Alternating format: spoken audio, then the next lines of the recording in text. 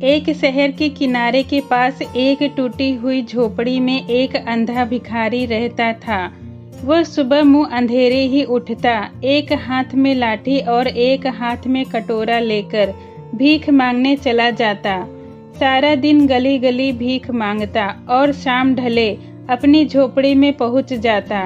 अंधे भिखारी की आवाज में बहुत दर्द था। भीख मांगते समय वो तरह तरह की नसीहतें लोगों को देता। जिनके भी दरवाजे के सामने वो भीख मांगने खड़ा होता तो कहता, ऐ भगवान के बंदो, कभी किसी को धोखा मत देना, कभी किसी की मजबूरी का फायदा मत उठाना। जो दूसरों को धोखा देते हैं, भगवान उससे एक दिन सब कुछ छीन लेते हैं। ए बंदो, मुझे देखो, मैं भी कभी आंखों वाला था। इस शहर में मेरा बड़ा नाम था, इज्जत थी, लेकिन भगवान ने एक दिन ये सब कुछ मुझसे छीन लिया। आज मैं अपने गुनाहों की सजा भुगत रहा हूँ। इसी तरह की वो आवाजें लगाता।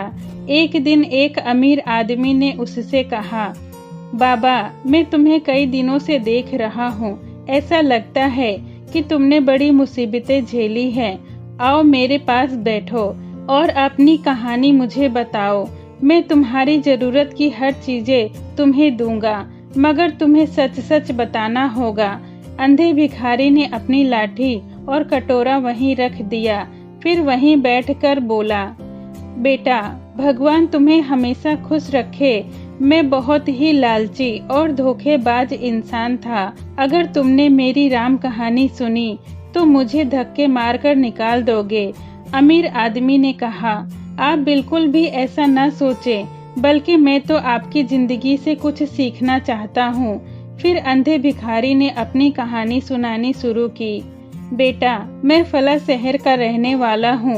अपने माँ बाप का इकलौता बेटा था। उन्होंने बड़े ही लाड प्यार से मेरी परवरिश की थी। जब मैं छोटा था तब मेरी माँ का देहांत हो गया। मेरे पिता के सिवा मेरा और कोई दूसरा न था। मेरे पिता बड़े ही मेहनती और ईमानदार आदमी थे, इसीलिए भगवान ने उनके काम में खूब बरकत दी। धीरे धीरे उनके पास अच्छी खासी दौलत जमा हो गई। कुछ समय के बाद उन्होंने शहर के बाजार के बीच एक दुकान खरीद ली और जेवरों को खरीदने और बेचने का कारोबार शुरू कर दिया। मेरे पिता के शहर में बड़ी इज्जत थी। दूसरे जौहरी उन्हें हजारों लाखों के जेवर सिर्फ जबान पर ही दे दिया करते। धीरे धीरे मेरे पिता की ईमानदारी ने उन्हें पूरे शहर का नामचीन जौहरी बना दिया। जब मैं जवान हुआ तो मुझे भी मेरे पिता ने अपने कारोबार में शामिल कर लिया। मेरे पिता ने कारोबार के सभी दाव पेच मुझे सिखाए। वो अक्सर यही कहते थे कि बेटा, मेरे मरने के बाद ये सब तुम्हारा ही है, लेकिन याद रखना, मेहनत, ईमानदारी और भरोसा कारोबार की जान होती है। जब तक तुम इन बातों पर अमल करते रहोगे तब तक तुम्हें कोई तकलीफ नहीं होगी, लेकिन अगर तुमने बेईमानी और फरेब को अपनाया तो समझ लेना कि बर्बादी तुम्हारी आज नहीं तो कल निश्चित ही होगी। मैं अपने पिता की ये नसीहतें हमेशा सुनता और उन पर अमल करने का वादा भी करता। कुछ दिनों के बाद अचानक मेरे पिता की मौत हो गई। पिता के मरते ही मुझे चारों ओर अंधेरा ही अंधेरा नजर आने लगा। ऐसा लगा कि मैं पागल हो जाऊंगा। मैं कभी अपने पिता के गमों को भूल ना पाऊंगा। हर वक्त पिता की ही सूरत मेरे सामने घूमती रहती। हमेशा आंखों में आंसू तैरते रहते। फिर धीरे धीरे समय गुजरा। मेरे पिता के साथियों ने मेरा हौसला बढ़ाया तो मैंने भी दुकान पर बैठना शुरू कर दिया। तो वो सभी बंधे ग्राहक जो मेरे पिता के पास दुकान पर आते थे, वो सभी आने लगे। कुछ समय तक तो मैं अपने पिता की बताई राह पर चलता रहा, मगर फिर मुझे ज्यादा से ज्यादा पैसे कमाने की धुन सवार हो गई। मैं चाहता था कि मेरे पास जितनी भी तिजोरियां हैं वो सभी पैसों से भर जाए। मेरा पैसे कमाने की हवस दिन प्रतिदिन बढ़ती जा रही थी। यहाँ तक कि पिता द्वारा बताई गई सभी नसीहतें मैं भूल चुका था और कारोबार में बेईमानी से काम करने लगा था। मैंने महसूस किया कि धोखे और बेईमानी से ज्यादा दौलत कमाई जा सकती है। अब मेरे पास जितना अधिक धन आता मैं उतना ही अधिक लोगों को लूटना शुरू कर दिया।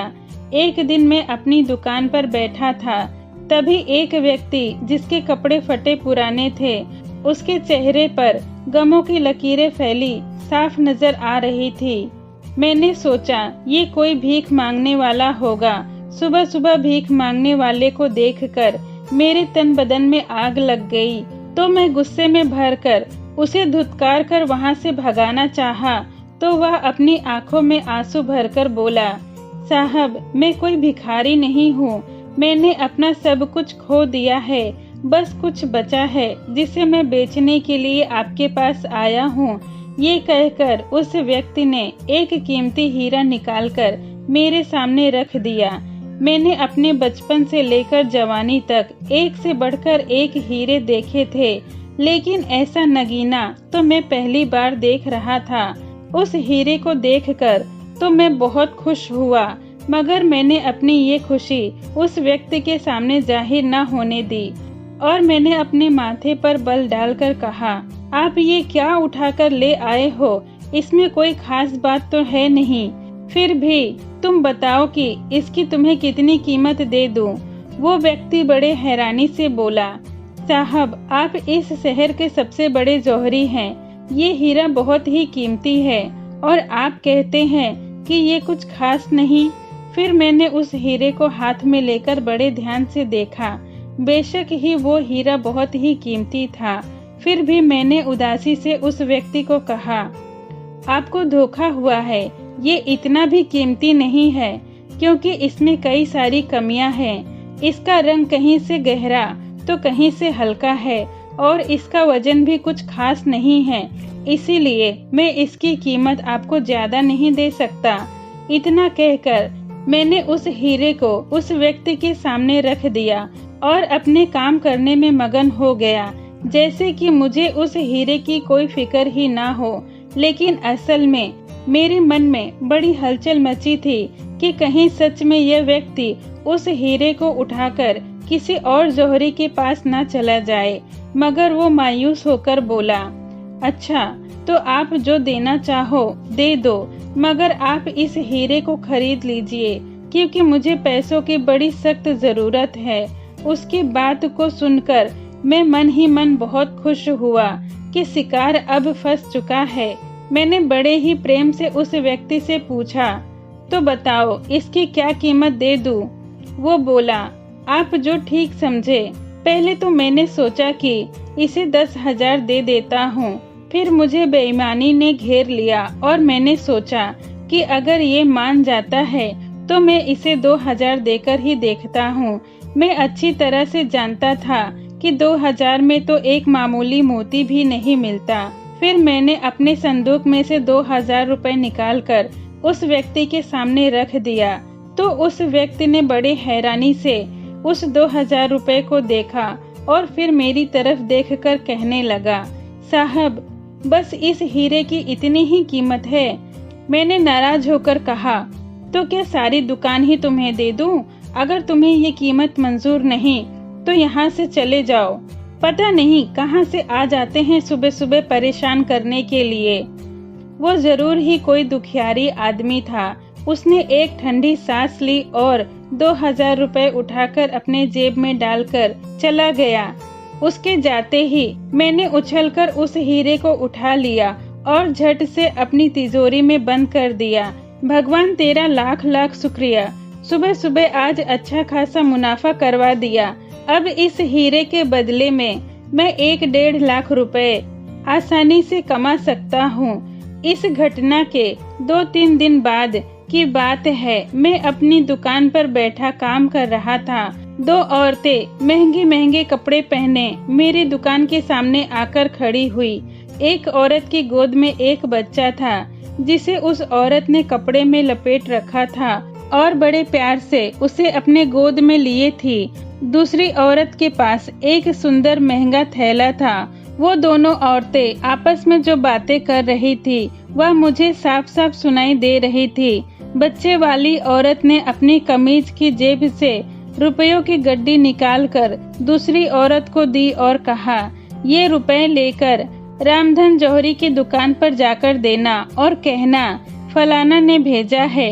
कल उसने जो हार और अंगूठियां भिजवाई थी उसकी ये आधी कीमत है। बाकी के जो गहने उन्हें तैयार करने के लिए बोला था उन्हें भी वो जल्दी तैयार कर दे, क्योंकि अब शादी में सिर्फ 10 ही दिन बाकी है। मैं यही तुम्हारा इंतजार कर रही हूँ, तुम जल्दी लौट कर आना। दूसरी औरत रुपए लेकर वहाँ से चली गई। मैं सोचने लगता है ये बहुत ही बड़े घराने की औरतें हैं। फिर मैंने बड़े आदर के साथ उस औरत को नमस्ते कहा। बहन जी, यहाँ सड़क पर क्यों खड़ी हैं बच्चे को लेकर? कब तक यहाँ खड़ी रहेंगी? आप मेरी दुकान पर आराम से बैठ सकती हैं। फिर वो औरत शर्मिंदा सी होती हुई मेरी दुकान में आकर बैठ गई।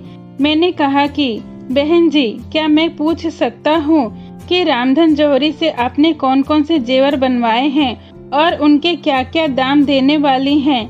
मैं तुम्हें तुम्हारी भलाई की बात बता दूं कि वो अच्छा जौहरी नहीं है, वो ज्यादा दाम वसूल करने में बड़ा मशहूर है।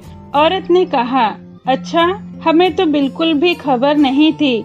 हमने तो उससे बहुत से गहने खरीद भी लिए हैं। असल में मेरी छोटी बहन की शादी होने वाली है। अभी तो हमें और भी जेवर खरीदने हैं। उसने हमें जो जेवर दिखाए थे वो मेरी बहन को पसंद नहीं आए।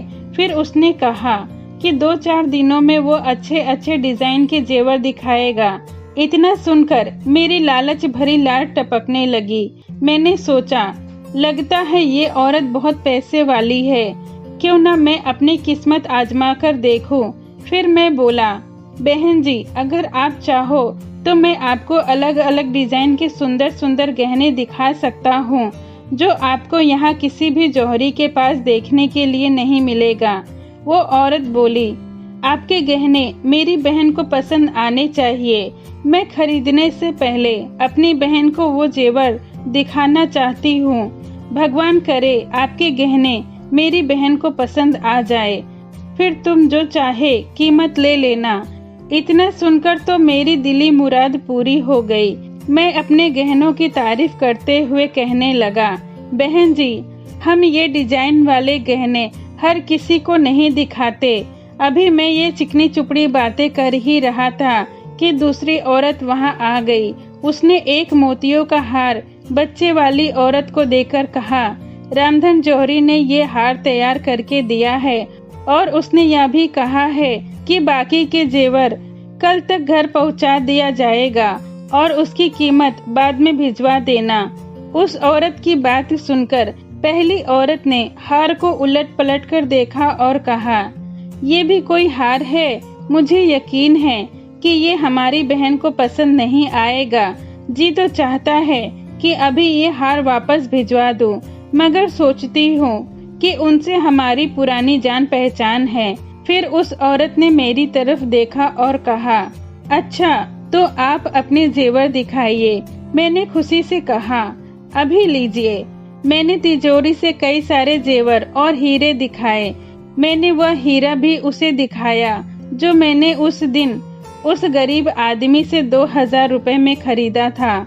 उस औरत ने सब गहने देखे और उनकी कीमत भी पूछी।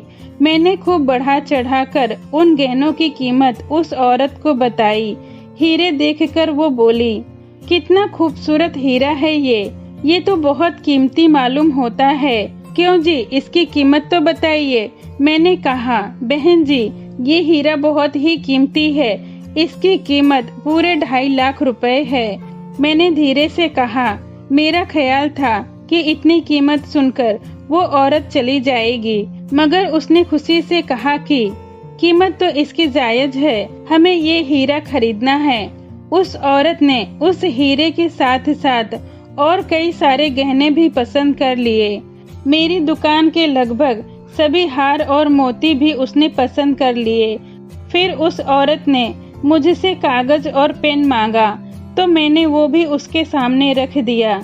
उस औरत ने कागज पर कुछ लिखा और कहा कि कल हम आकर गहने ले जाएंगे, क्योंकि पहले हमारी बहन इसे पसंद करेगी। मैंने कहा, अरे आप ऐसा करें, आप इन्हें अभी भिजवा कर देख सकते हैं और आज ही इसे खरीद लीजिए। मैंने इतना कहा तो उस औरत ने सभी गहने एक डिब्बे में मुझसे ये कहकर डलवा दिया कि ठीक है, तो मैं यहाँ बैठती हूँ और ये दुल्हन को दिखाकर अभी आ जाएगी। अब दूसरी औरत गहनों का डिब्बा लेकर दुल्हन को दिखाने चली गई। बच्चे वाली औरत वहीं बैठी रही। फिर मैं अपने काम में मगन हो गया। अभी उसे गए थोड़ी ही देर हुई थी कि मेरी दुकान के सामने दो लोगों की आपस में कहासुनी हो गई। देखते ही देखते दोनों ने अपना चाकू निकाल लिया। वे दोनों एक दूसरे पर अंधाधुंध वार करने लगे। मेरी दुकान के सामने अच्छी खासी भीड़ जमा हो गई। इतने में थानेदार कुछ सिपाहियों के साथ वहां पहुंच गए। उन्होंने आते ही उन दोनों को गिरफ्तार कर लिया और जाते जाते कुछ दुकानदारों को गवाही देने के लिए भी अपने साथ चलने के लिए कहा। क्योंकि उनकी लड़ाई मेरी दुकान के ठीक सामने ही हुई थी, तो उन्होंने मुझे भी साथ चलने के लिए कहा। मैंने बहुत ना नुकुर की, मगर मेरी एक ना चली। ये सब देखकर जो औरत अपना बच्चा लिए मेरी दुकान में आराम से बैठी थी, वो बोली, भाई साहब आप गवाही देकर आ जाएं, तब तक मैं यहीं बैठी हूँ। चलते चलते मैंने एक पड़ोस की दुकानदार से कहा, भाई एक औरत मेरी दुकान में बैठी है, तुम जरा उस पर नजर रखना। उस दुकानदार को क्या पता कि क्या मामला है और वह औरत मेरी दुकान पर क्यों बैठी है। उसने सोचा कि जौहरी ने उसे इसलिए नजर रखने के लिए कहा है कि कहीं वो औरत दुकान से कोई सामान ना उठा ले जाए। गवाही देकर जब मैं वापस आया तो अपनी दुकान पर उस औरत को ना पाकर मेरा दिल जोर जोर से धड़कने लगा। मैंने पड़ोसी दुकानदार से पूछा कि वो औरत कहाँ गई। उसने कहा कि तुम्हारे जाने के बाद वो औरत मेरे पास आई और बोली कि मैं रामधन जौहरी की दुकान पर जाकर अभी आती हूँ, मेरा बच्चा यहाँ सो रहा है, तुम मेहरबानी करके इस बच्चे का ध्यान रखना। बस इतना कहकर वो चली गई और उसे गए तो बहुत देर हो चुकी है। मैंने फिर दुकान पर जाकर कपड़े में लिपटे बच्चे को देखा तो मेरे पैरों तले की जमीन खिसक गई। वो कपड़ों का बना एक खिलौना था। मैंने शोर मचाना शुरू किया, हाय मैं लुट गया, हाय मैं बर्बाद हो गया। लेकिन शोर मचाने का कोई नतीजा नहीं निकला। वो औरत न जाने कहाँ गायब हो गई थी। फिर मैं उस दुकानदार के पास वापस गया और कहा, जब मैं तुम्हें ये कहकर गया था कि उस औरत पर नजर रखना, तो तुमने उसे जाने क्यों दिया।